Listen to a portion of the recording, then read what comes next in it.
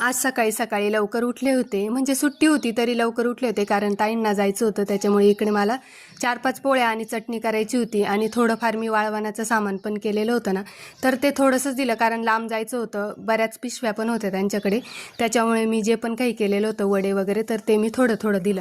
कारण मेमध्ये मला जायचं होतं ना, तर त्यावेळेस मी घेऊन जाणार आहे. आता थोडं थोडं दिलं, म्हटलं चवेला घेऊन जा, म्हटलं भाजी वगैरे करून बघा. आणि पोळ्या पण द्यायच्या होत्या, तर एकीकडे मी पीठ भिजून ठेवलेलं होतं.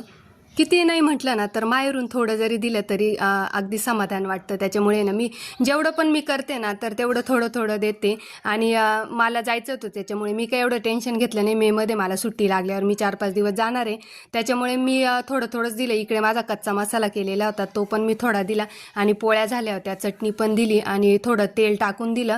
कारण की कोरडं कोरडं देण्यापेक्षा आहे ना मी त्या डब्यातच थोडं तेल टाकून दिलं आणि पिशवीमध्ये पॅक करून दिलं. कारण हे कपडे वगैरे नको तेलाने खराब व्हायला, त्याच्यामुळे मी पिशवीमध्ये पॅक केलं. पोळ्या गार झाल्या ना त्यासुद्धा मी पॅक केल्या आणि त्यांच्याबरोबर 4-5 पोळ्या आणि चटणी दिली. कधी पण आपली चटणी पोळी बरोबर असावी. जे मी घरी मनुके केले होते ते पण मी त्यांच्याबरोबर थोडेसे दिले. तर चला भेटूया नेक्स्ट व्हिडिओमध्ये, तोपर्यंत सगळ्यांना बाय.